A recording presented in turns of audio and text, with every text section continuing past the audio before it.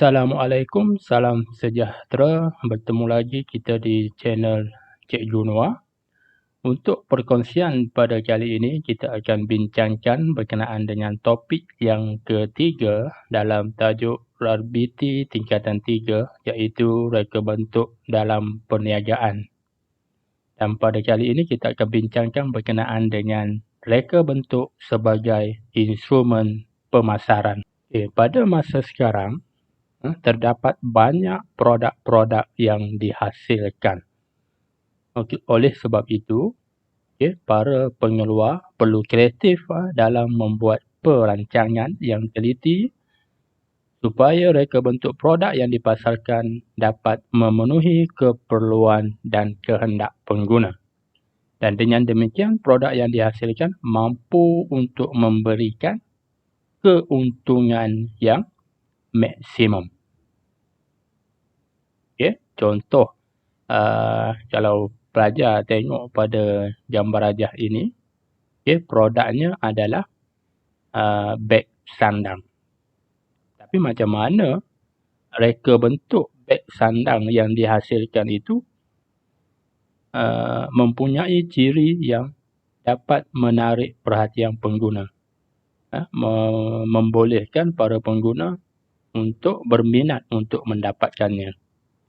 Kita boleh melihat pelbagai pilihan reka bentuk produk di pasaran, namun setiap reka bentuk produk tersebut mempunyai keistimewaan tersendiri pada pandangan setiap pengguna.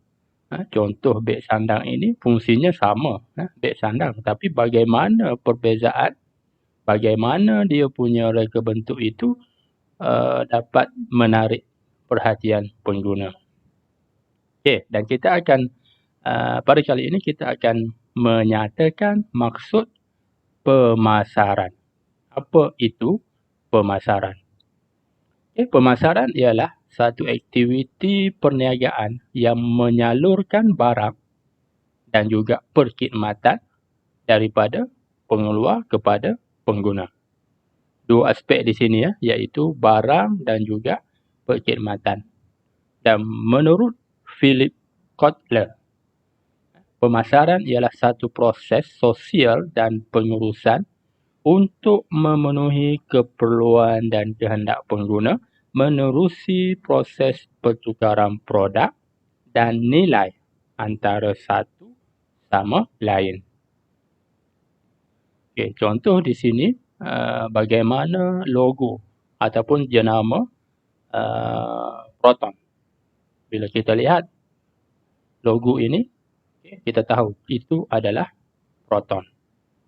Dengan kata lain, pemasaran ialah proses ataupun aktiviti yang dilakukan oleh pihak pengeluar untuk memasar dan menyampaikan maklumat tentang sesuatu produk bagi memenuhi keperluan dan kehendak pengguna.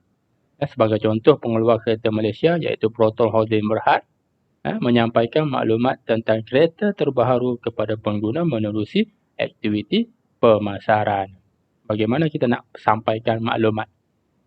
Proton dah keluarkan kereta edisi yang baru. So, bagaimana kita nak bagi tahu apa produk yang dikeluarkan itu kepada pengguna melalui pemasaran. Aktiviti pemasaran daripada pengeluar kepada pengguna. Pengeluar di sini, pengguna adalah para pembeli lah. Peta alih dalam bidang pemasaran ini, kenapa adanya pemasaran? Untuk memenuhi keperluan dan kehendak pengguna. Dengan adanya permintaan daripada pengguna, maka produk itu sesuatu produk itu akan dihasilkan. Dan produk itu mempunyai satu nilai. Satu nilai di mana adanya pertukaran antara produk dan nilai tersebut melalui urus niaga yang melibatkan pasaran. Ini adalah bagaimana aliran, peta alih dalam bidang pemasaran ini. Aliran pemasaran produk keluaran Proton Holding Berhad. Okey, contohnya di sini pengeluar iaitu Proton menentukan produk yang hendak dikeluarkan bagi memenuhi keperluan dan kehendak pengguna. Kemudian pergudangan iaitu kegiatan menyimpan produk di dalam gudang. Di sini juga aktiviti akhir seperti melabel dan membungkus dilakukan. Dan seterusnya pengangkutan iaitu aktiviti mengagihkan produk dari satu tempat ke tempat yang memerlukannya. Kereta-kereta daripada kilang ini diagihkan kepada pengedar-pengedar di seluruh negara mengikut permintaan daripada pengguna. Aliran pemasaran produk keluaran Proton Holding Berhad. Mesti ada promosi. Promosi ini merupakan aktiviti iklan. Pengiklanan, promosi jualan, jualan langsung dan publicity yang bertujuan untuk memperkenalkan produk. Suatu aktiviti yang dilakukan untuk memperkenalkan produk. Itu adalah promosi. Contoh biasa kita tengok nampak banyak ditampal di tiang-tiang elektrik di tepi jalan. Ada kadang-kadang kita nampak flyers yang diselitkan di kenderaan-kenderaan kita. Itu satu contoh promosi.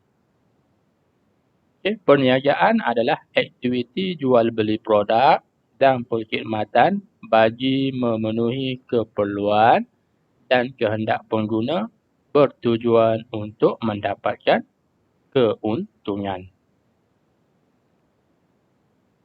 Pengguna organisasi iaitu pengguna yang membeli produk untuk digunakan dalam kegiatan perniagaan seperti taksi sewa beli. Ini pengguna organisasi. Seterusnya, pengguna akhir iaitu pengguna yang membeli produk bagi kegunaan peribadi, keluarga ataupun isi rumah. Perbezaan pengguna organisasi dan juga pengguna akhir.